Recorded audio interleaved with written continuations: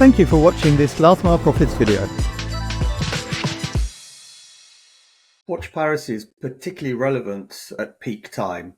Is there a real way to deal with it? If this is your thing, watch on to find out more. Last Mile Profits is brought to you by Parcel Pending by Quadient. Gary, you seem very keen to talk about porch piracy. You going to tell us why? Well, it's interesting actually. It's partly because it's an important subject. It's one that Quadient has invested heavily in. We've done a big freedom of information request for all the police forces, second year in a row, and picked up some really fascinating information. You know, if you live in a flat in the UK, you're 24% likely to have suffered a parcel theft than if you live in a house. If you live in Norfolk, and there are lots of jokes about Norfolk, which we're going to skip over, compared to London, a Londoner is 7 times more likely than somebody living in Norfolk to suffer as well. So there's some really interesting regional data. But what is actually fascinating about it is the amount of coverage it's had. We've had massive national coverage. We've tapped into the zeitgeist with this. I've been interviewed by the national press. We were in the Guardian this week. Flew back from Portugal to be interviewed by ITV News, and hundreds of different publications, both trade press that we would normally expect to be picked up, but every newspaper, Daily Mail, everybody's picked up on the story. And it's kind of interesting that 20 years ago, when you and I were, still involved with this, it was a niche little world. It wasn't very important. But now this is absolutely that touches the conscience and the psyche of every citizen in the countries. I find that is the most interesting thing about it. This is something that is a big deal. We very often hear stories from the US where it's even bigger an issue than in the UK because of the fact that literally they just drop the parcels wherever, your front porch, or in front of your apartment. I remember when I was there, that was happening.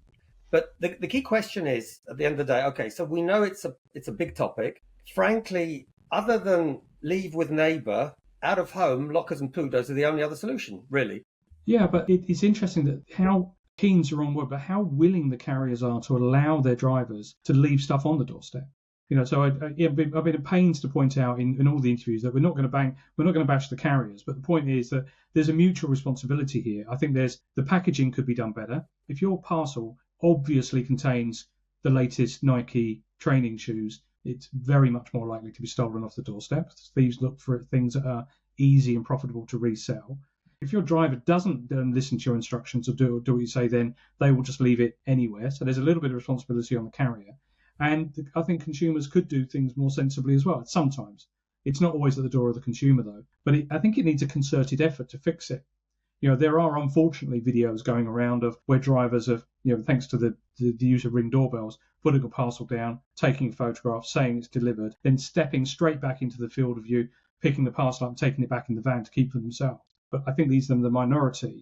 But this needs a concerted effort to fix from all parties. Or I think we had a 60% increase in reported thefts from doorstep 1 year on it.